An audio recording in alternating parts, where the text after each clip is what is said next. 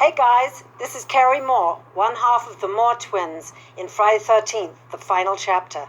And you're listening to Tommy Throwback Kovac on Splat from the Past. Bravo, Tommy, for winning the Stinkathon.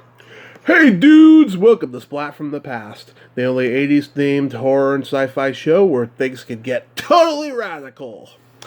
Now today, I will be welcoming a fun character actress who you all may remember as the hitchhiker in Friday the 13th, the final chapter, Bonnie Hellman. Yes, Bonnie Hellman's coming on the show today. She's a fellow San Mateo County native. She's from Palo Alto. And not only did she play the hitchhiker in Friday the 13th, the final chapter, but she also played Bonnie, the unattractive friend in the underrated teen classic Snowballing, which is not a sex comedy, by the way. It was marketed as one, but it's not.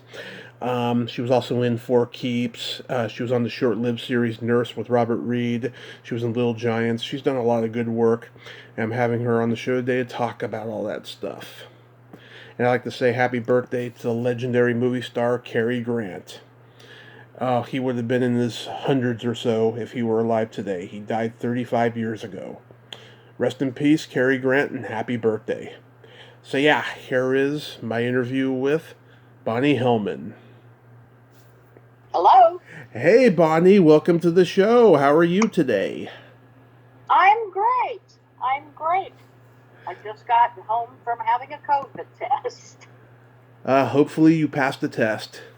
Well, I will find out tomorrow, but I have been pretty much staying home, so I can't imagine I didn't. Yeah, I've been staying home too. It's a very scary, crazy time. But It is a very scary, crazy time. Where are you located? Redding, California. Okay, yeah. Well, LA County, we are the epicenter right now. Mm-hmm. And so, yeah, staying very, very, very careful. And I'm working on a film, and we are being super careful.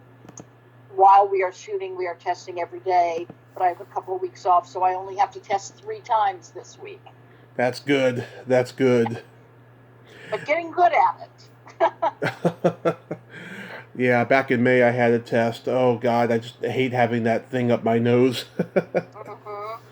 But you get used to it, and I'd much rather everyone on a set that I'm working on be being tested every day and know everybody's negative. Because then you can feel safe when we have to take our masks off to shoot. Absolutely.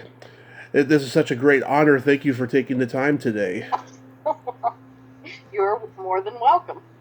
So, going back in time, did you gravitate toward acting early on in your childhood? Well, I was lucky. I grew up in Palo Alto, California. Woohoo! Yeah, which was a very different place. It was a nice little, quiet, middle-class community. Yep. With Stanford University. My high school was across the street from Stanford. Yep. But we had a theater for children by children that had been donated to the city. And so I did my first show when I was 6 years old. Wow. And I was just hooked by the time I was in 8th grade. I knew this is what I wanted to do with my life. Now, it was doing, community children's theater, but it was pretty good quality. So, yes, I have known I wanted to be an actor for a very long time. Wow. Are you related to the Hellman family that also lived in San Mateo? I had a uncle in San Mateo. Yeah, because I'm born and raised in San Mateo. My uncle Danny had a best friend, Kenny Hellman. I don't know a Kenny. So, my Uncle Francis lives in San Mateo. Yeah, Kenny, he died in Vietnam when him and my uncle were over there. Yeah. Oh, is it 2 L's, 1 N? 2 L's, 1 N, yeah. Yeah, well, I have not. One of my cousins has been working on a genealogy, and I'll ask if he's come across a Kenny Hellman anywhere, but I don't think we're related. Yeah. But it's not that common a name, so. there might be. Yeah. When you were growing up in Palo Alto, did the Palo Alto Players exist yet? Oh yeah, oh yeah. I did shows there and Palo Alto team players, and we were very active. It was a great place to grow up. There was Mm-hmm. activities. There was all kinds of sports activities, and a children's library, and the children's theater was amazing. And we got an opportunity, if you wanted, to do everything there. I mean, I did props, I did directing, I did stage managing. I learned all of theater there. Um, and then when I went to college, I really learned how to act, Yeah. as opposed to perform, which there were some adjustments that were made in college. Yeah. Did you go to New York? After I graduated college, I moved to New York. I was in New York for 9 years because originally I really had no interest in TV or film. I wanted to do theater. I had the Broadway dream, and that's what I wanted to do with my life. I did, along with Dawn Jeffrey, who I know you interviewed. Mm-hmm. I did do Broadway. I did 2 Broadway shows. They were both flops, which is never part of the dream. But they opened a lot of doors. And the second one, I had a casting director, which was once a Catholic. I had a casting director come to my dressing room and ask me to audition for a TV movie based on my performance in the show, and which I got. Yeah. And the movie was so successful that it became a series, and I got picked up as a series regular from the film. And after 2 years of working on a series, my agent said to me when it was canceled, they said, "You need to be in LA. Your career is in TV and film. You can still do theater, but that's where you're going to land." Yeah. And I loved it.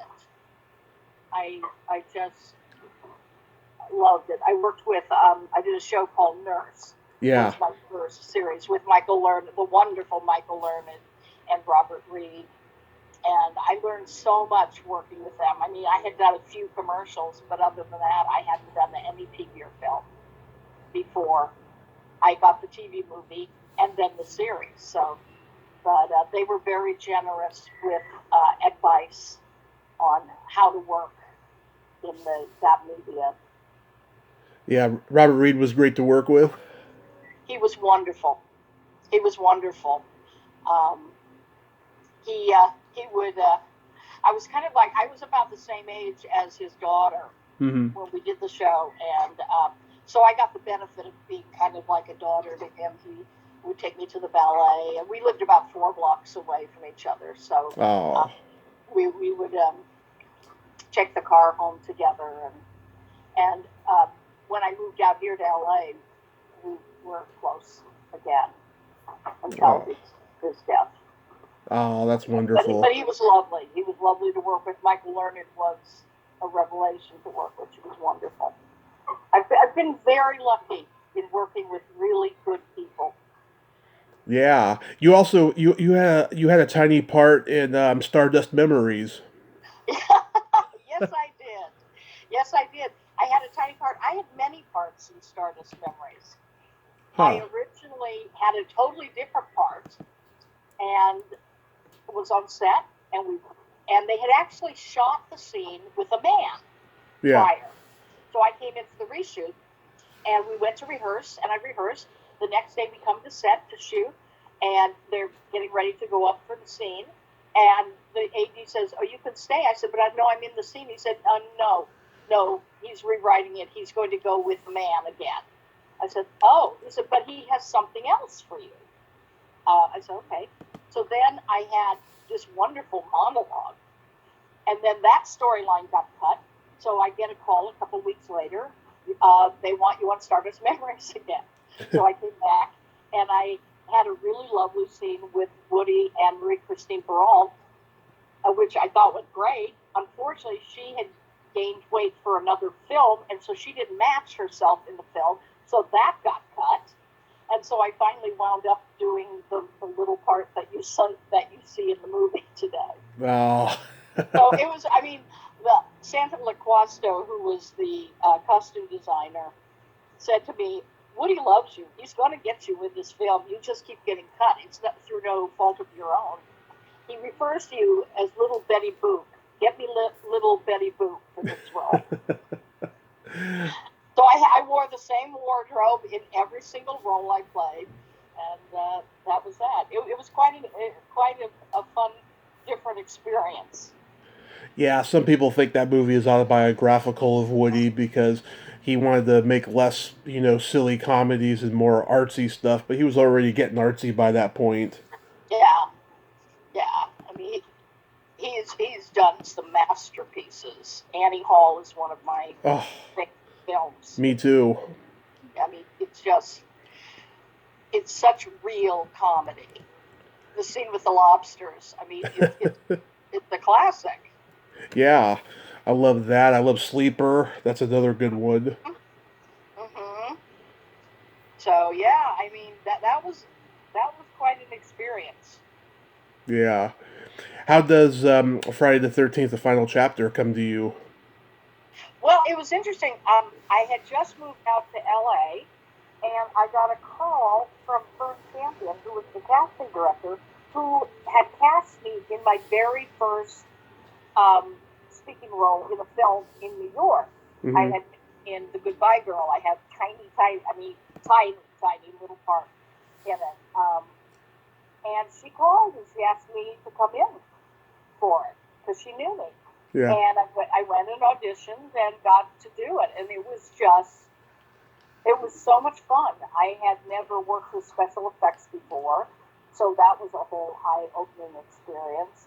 And it's just I remember sitting in the middle of the forest, surrounded by like 50 crew people, and okay, give me some vocal quivering, give me some screams. Like, this is so much fun, and this is how I get to make a living. But man, I had no idea how lasting that film was going to be. Yeah. I know the whole series is just blown up into this huge thing that I thought I thought I was the only one who liked these movies for a long time. It's oh my gosh, crazy. I have so many fans from that, from being part of it. And I can't think of his name right now. Wrote one of the books on it, Camp Crystal Lake. Peter M. Bracke. You what? Peter M. Bracke. I think yeah. Yeah. He said, you're like the third most popular guest. Okay.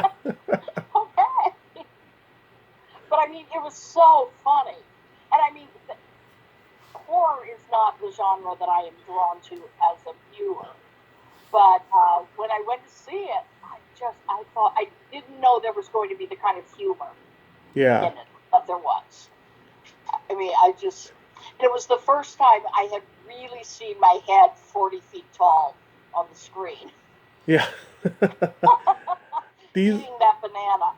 Yeah, these movies always had humor in them. It even got more. Yeah. It even got more humorous by part 6 when Tom McLaughlin directed that one. He wanted to make it almost like a full-out comedy. Yeah. Well, I was there when Tom Savini was doing all the special effects makeup. And plus, I mean, he really was terrific because as he was doing your makeup, he would be telling you physiologically what would be happening with you as what happened to you, so that you knew as an actor where to reach down to pull that performance out from. Mm-hmm. So, but it was fun. It was just fun. But I literally had no idea how much lasting power it would have. I mean, that and the Geico commercial that I have running right now have to be the biggest things. I mean, I've heard from so many people I don't know of my Geico commercial, which is surprising over a commercial, but it's pretty funny. Yeah. I've interviewed Ted White, who played Jason. I mean, that man is a legend. He has great stories about doubling John Wayne, Clark Gable, Rock Hudson. What was he like to work with? I didn't actually do it with him. Well, he was coming towards me, but Tom actually doubled in for the stunt because they were using a real knife for the flash of the shine of the knife, and so he wanted to make sure that he was stunt doubling Jason for the moment of the effect. Mm-hmm. Yeah, it's a good thing he's had a long career, because there's a lot of guys out there taking credit for playing, horror villains that only wear a mask and don't talk. I'll tell you, I have never seen so many of them until I started a podcast.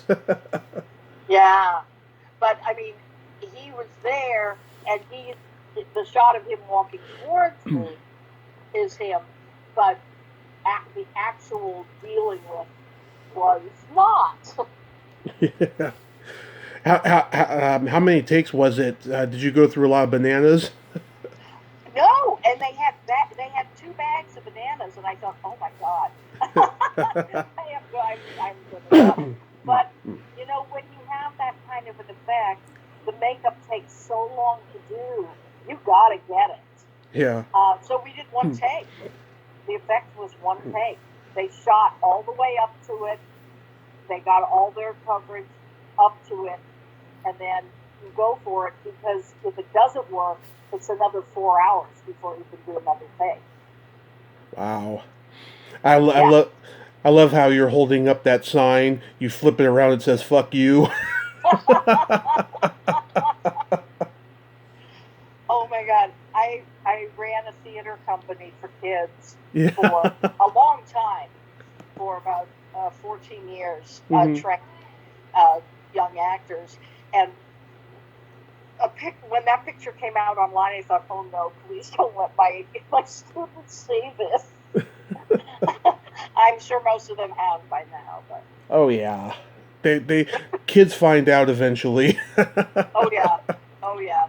But hopefully by the time they do, they're able to handle their teacher holding up a sign saying, fuck you. But again, that was the humor. So.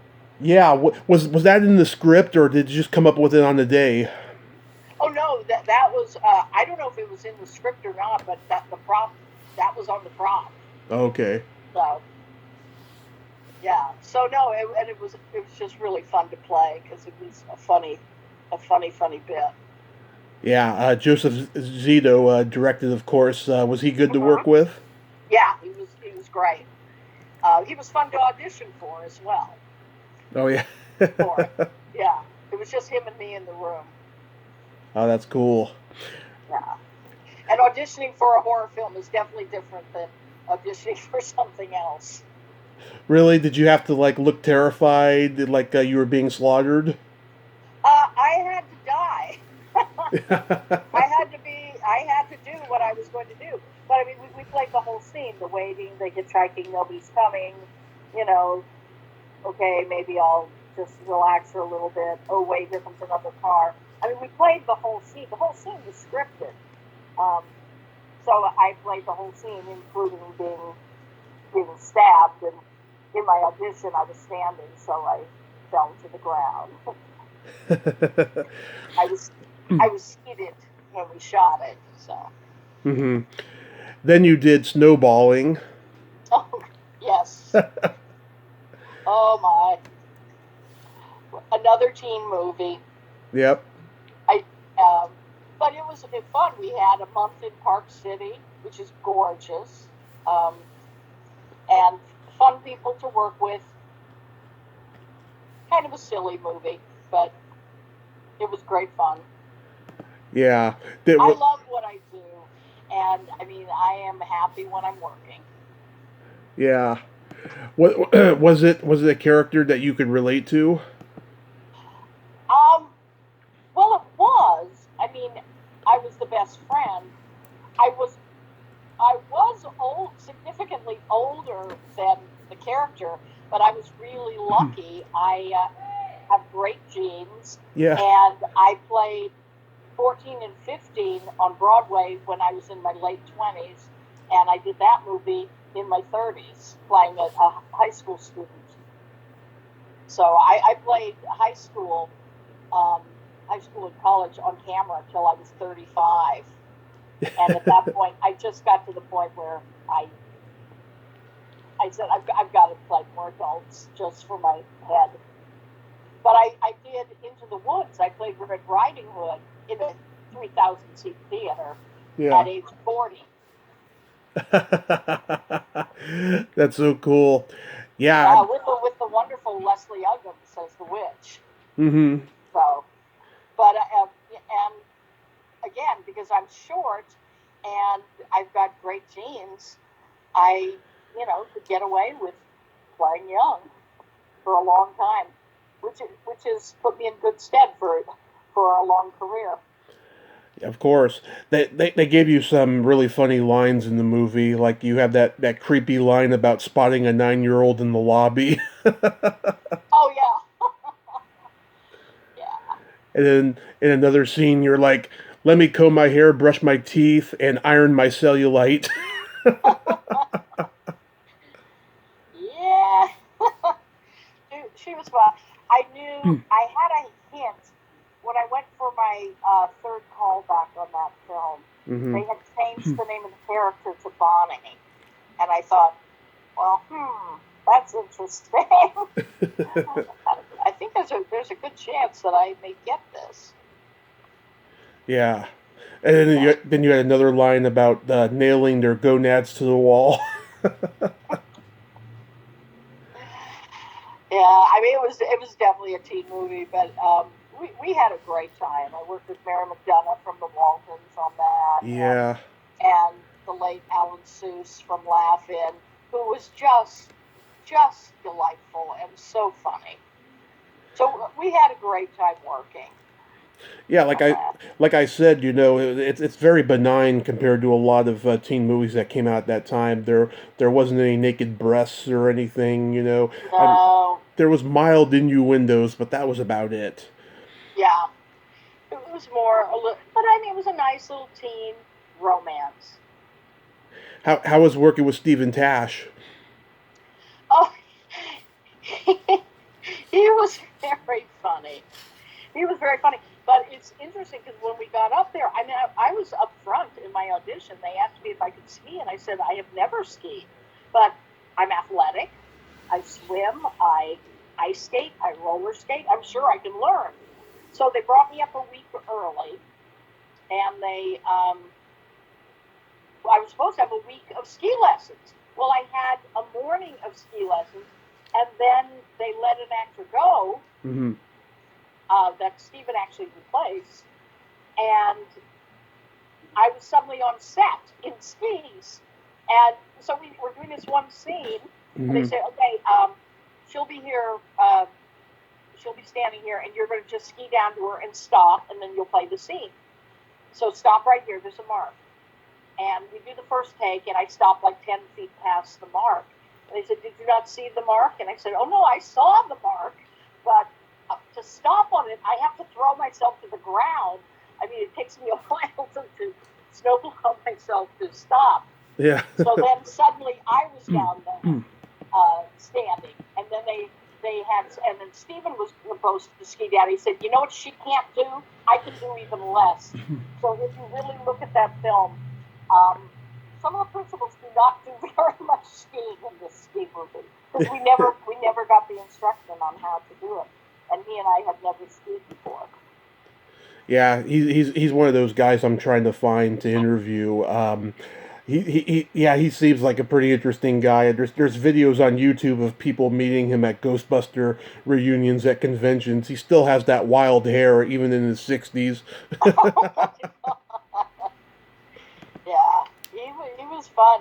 But I mean, we just laughed. There was one scene we shot way up on the hill, on a very steep hill, and I was just standing there. But they packed snow around my skis so I couldn't move.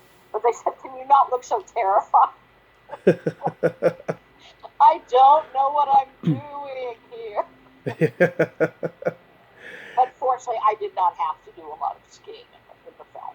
Yeah. And, So Jill Carroll, she was so talented. I don't know whatever happened to her. I don't either, and she was really lovely to work with and funny, and just we had a great time. Yeah, she did another teen movie around the same time called The Vows, and I interviewed one of her fellow Valley girls in that movie, and the director. Yeah, they don't know whatever happened to her too. They thought that she had so much potential. Oh yeah, she absolutely did.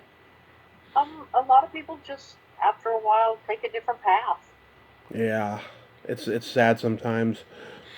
Charles, and then there are us diehards who there's nothing I'd rather be doing. yeah. Charles Cellier, I think he made Silent Night, Deadly Night, or was about to when he was making this movie. Oh, I don't know. Yeah, that was also shot in Utah. Hmm. It was a beautiful place to shoot. I mean, Park City is just gorgeous. So, I mean, it Hmm. was a wonderful place to be. And they sent us home for Christmas, and then we went back to the snow again.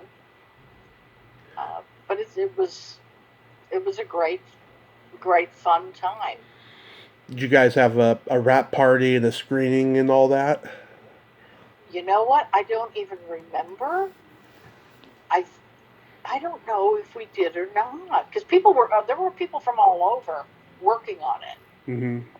I'm trying to remember if we did while we were there. I'm sure we had a wrap party up there, Yeah. but How was making For Keeps? very very short. I have just one nice little scene with Randy Vanderkoff in that, Yeah. but that was again I'm very happy whenever I'm working, and he's great to work with. John Avildsen, he's so easy to work with, and it just was an easy shoot. Hmm. Yeah, it's a great commentary on teen pregnancy. I like that movie. Yeah, yeah. Yeah. Also, you were in Little Giants. Little Giants, I was on forever. Even I don't have a lot that wound up in the film. A lot of the parent stuff got cut, Hmm. but that turned out to be such a sweet movie. Um, Wonderful people to work with. Great. Those kids were wonderful. They were great. And it's funny, Devon Sawa, who played Junior in that, Yeah. directed me in a short a couple years ago. And when I got the audition, I looked at it and went, Devon Sawa. Oh my God, I haven't seen him since he was 15. But he's turned into quite a wonderful director. The short came out. It's called Mama Loves Shortman. It's on YouTube, and it's a really funny, darkly funny comedy. Mm, wow, that's amazing. You go from working with him when he's a kid and then being directed by him. Oh yeah, oh yeah, and his vision. I mean, the look of this little film is just beautiful. Hmm. It's beautiful, and it was a really fun character. It's a different kind of character than I normally play. So I play a New York hand modeling agent. Really? Hand modeling. Hand modeling agent. Well, there's hand and foot modeling agencies where that's what they specialize in. Oh yeah. Um, but anyway, you should watch it online. It's a very funny little movie. It's got a great premise, and I'm not going to tell you anything because it's short, so I don't want to give it away. Okay, what's it called again? Mama, Mamma, Mama Loves Shortman, which is Okay. the name of a horse. Okay, I'll check it out. I Yeah. rem- I remember the series Sunset Beach. Uh-huh. Yeah. Did you have fun on that show? I did. I was on that. I recurred on that for 2 years. I did about 20 episodes. I originally was hired to do three, and I didn't audition for it. I was hired from. I had done some work on General Hospital, and one of the casting assistants was now the casting director on Sunset Beach, so she was called and offered me 3 days. And then a couple months later, I get a call because they were going to pick up the doctor who I was the nurse to in those 3 days as a regular, and would I be available as a recurring character? I said, sure. And it was always fun because they gave me comedy relief. So I had some very funny scenes on that, and some just great stuff. Yeah, I remember when it was on, it didn't last too long. No, it really, I don't know. I don't know. It had great potential, but didn't quite get there, I guess. Yeah, I don't know what happened. I would have been very happy. And then when it was going off the air, they were trying to get everyone who had recurred on it back for the last week.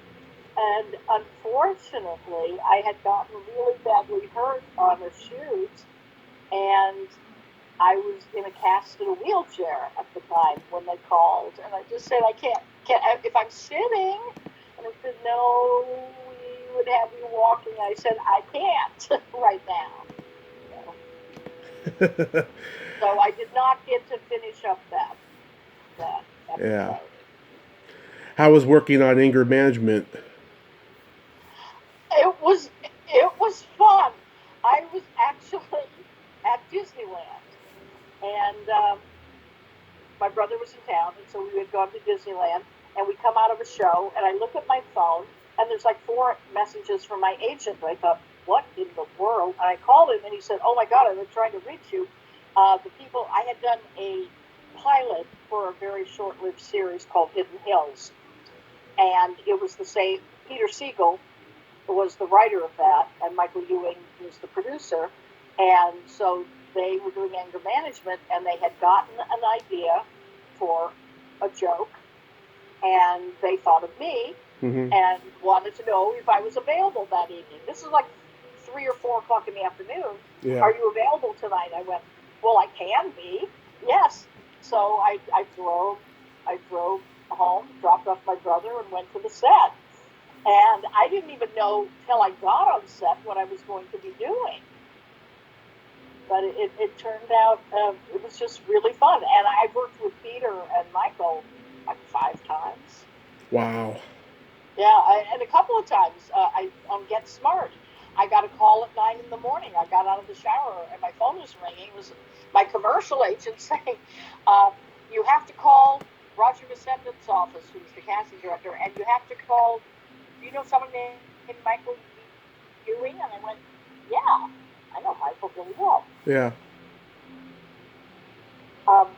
He goes, you work today? I said, yeah. And he said, how fast can you get here? And I said, I have no idea where you are, so I don't know. But they were at Warner Brothers shooting. So I shot over there. I was met as I drove on.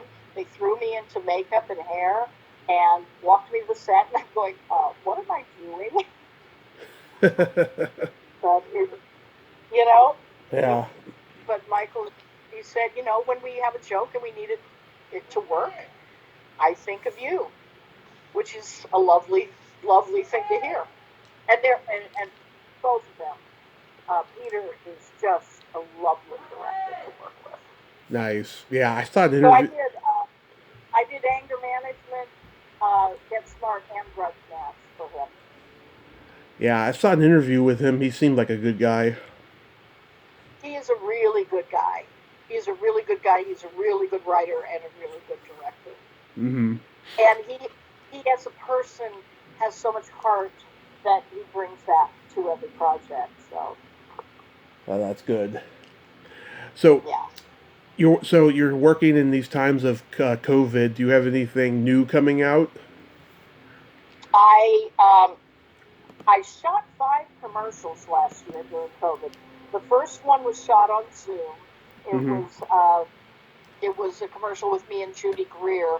Unfortunately, when it came together, the client, it was really funny, and the client just thought it was the wrong tone. They liked it, but they thought it was the wrong tone because it was very early in the pandemic, so that never aired. But then I shot one for a small healthcare company, which I shot on my cell phone while I had the producers on my laptop watching me. So that was, and that was before people actually went back on set. But I shot 3 commercials on set last fall, and the protocols are really strict with SAG, and I felt pretty good about that. I am currently shooting a film, which I am not at liberty to disclose anything on.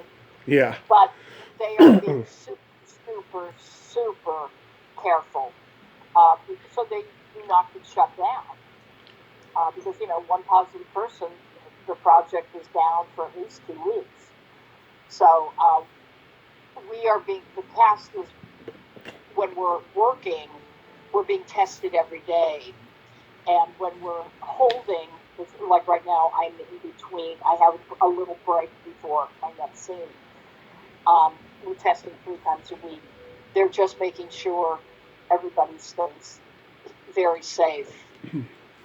And everybody's wearing a mask the whole time. The only time masks are off at all is the cast, and only when camera's ready to roll. But, and there's a lot of things that have to happen. I mean, you have to be 6 feet apart when you're not shooting from everybody else. I mean, there's a lot that's added to shoot during COVID, but it feels safe right now. Yeah, it's just. And I'm being. So, do you ever get invited to do the horror conventions? I have been invited. I haven't done any. Is there a specific reason why? I'm pretty busy. Yeah. And I'm thankfully, I'm pretty busy. And when I have downtime, I kind of like to just chill. Yeah. But I mean, I have people contacting me via Facebook all the time who are fans, and I will respond. Yeah. I mean, they're fun. They're not for everybody, but they're fun. Yeah. I mean, I did one for Sunset Beach, a soap opera. But again, I'm busy, and as a working actor, I'm auditioning when I'm not working. So. Yeah. So, really quickly, Bonnie, there's this secret silly game that I like to engage my guests in. Okay. It's a series of silly slumber party questions, and how this works is I ask you the question, you answer it, then you ask me the exact same question, and I answer it. Okay. And you can comment on answers. Okay. Bonnie, are you ticklish? Yes, very. Tommy, are you ticklish? Yes, very ticklish. I've been known to hit people in the groin. Oh my God. What is your favorite part of the body? It could be anything. Oh, that's hard. I would say the eyes. That's a popular one. Yeah, it's the window to the soul. I agree. And What, for Tommy? What is your favorite part of the body? the belly button, Innie or outie? either way, I just adore them. I have an innie. I imagine you do too. I do too. Nice. What color are your toenails painted? Nothing.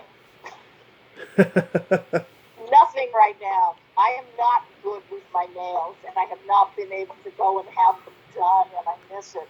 But usually I put some wild color on my nails when I am able to go to the nail salon, because most of the time I keep on show, I have to keep my nails pretty natural for work. So I go crazy on my feet. What Yeah. color are your toenails? They are au naturel. Yeah, mine too. What would you say is your best personality trait? My laugh. You do have a very infectious laugh, I have to say. It keeps you healthy. Sure does. What is your favorite personality trait? I have empathy, but I also have no filter. Ah, I And have a pretty good filter. yeah, well, some people can. They can turn it on or turn it off. I can turn it on in certain situations. Uh-huh. And then my favorite question is there a stinky smell that just makes you gag?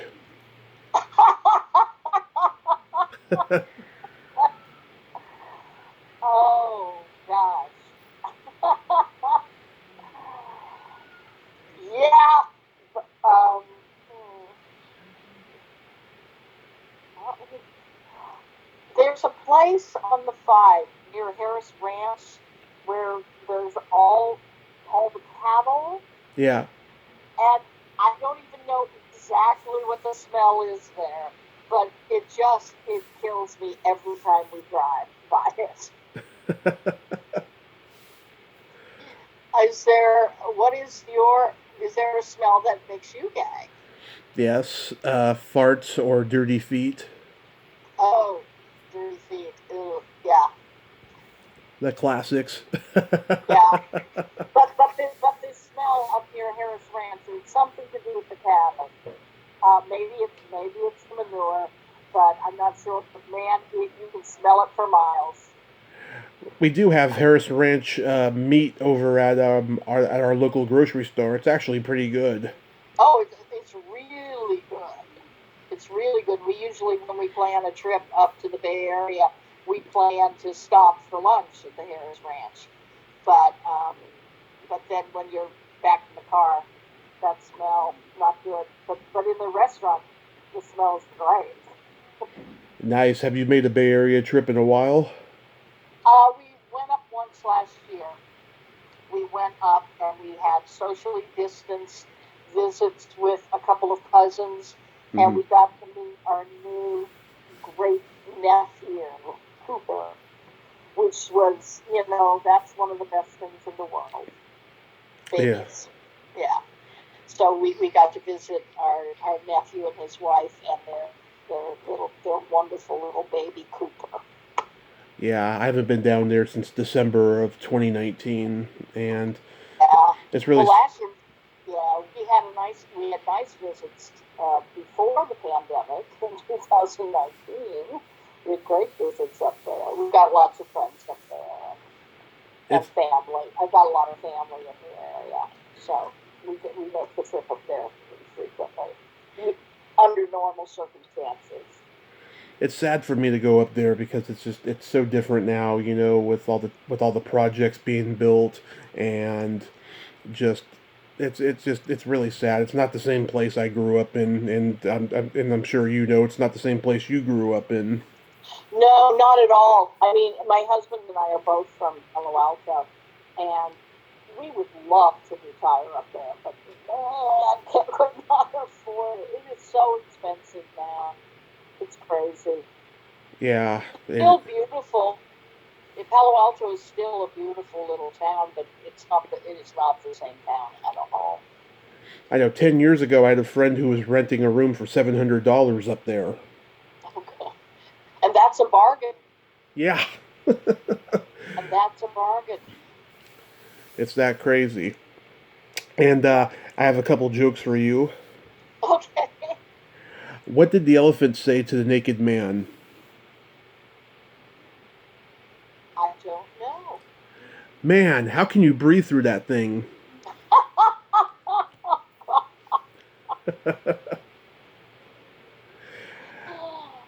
You know the difference between a golf ball and a G spot? And a what? And a G spot? You can hit a golf ball? A man will spend 20 minutes looking for a golf ball.